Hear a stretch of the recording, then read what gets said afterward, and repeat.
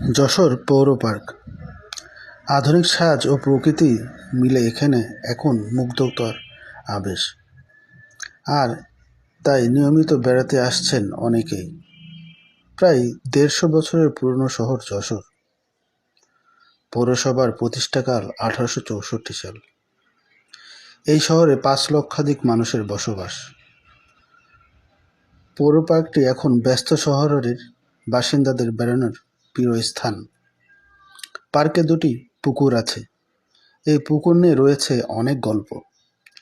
জনশ্রুতি আছে কেউ সাঁতরে নাকি এক পাশ থেকে আরেক পাশে যেতে পারে না। আছে শৌখিন বড়শি দিয়ে মাছ শিকারের নানা গল্প।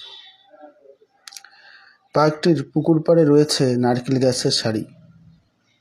মুক্ত বাতাসে নিঃশ্বাস নিতে এখানে স্কুল কলেজের শিক্ষার্থী সহ সব বয়সের মানুষ বেড়াতে আসেন, সময়ও কাটান। অনেকেই সপরিবারে ঘুরতে আসেন।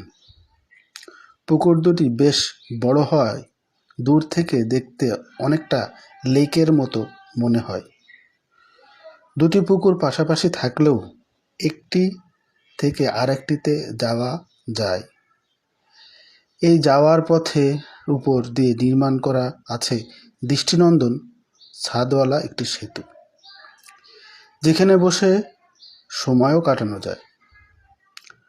বর্তমান মেয়র পার্কটি সংস্কার করে নানা রঙের ফুল গাছ লাগিয়েছেন।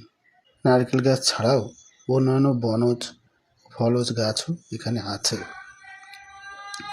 পার্কটির পূর্ব স্থানে একটি মাঝারি আকারের শরীরচর্চার মঞ্চও রয়েছে। এই পার্কে রয়েছে শহীদ মশিউর রহমানের স্মৃতিস্তম্ভ। তার স্মরণে এটি স্থাপন করা হয়েছে। রাতেও নিরাপদ যশোর পৌর পার্ক।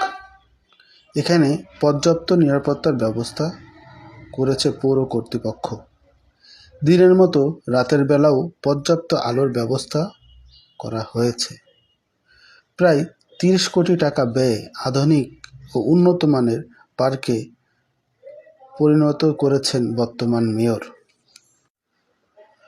বর্তমানে বিভিন্ন নাটক ও সিনেমার শুটিংও হয়ে থাকে পৌর পার্কে, যা যশোরবাসীর জন্য অনেক গৌরবের বিষয়। যারা যশোরে থাকেন তারা এই পার্কটি অবশ্যই খুব ভালোভাবে চেনেন। যারা যশোরে বেড়াতে আসবেন অবশ্যই এই ঐতিহাসিক পুরাতন পার্কটি ঘুরে যেতে পারেন। আশা করি আপনাদের প্রাকৃতিক পার্কটি অনেক ভালো লাগবে। আমার ভিডিওটি ভালো লেগে থাকলে অবশ্যই একটি লাইক, একটি কমেন্ট এবং চ্যানেলটি সাবস্ক্রাইব করবেন। পরবর্তী ভিডিও দেখার আমন্ত্রণ রইল।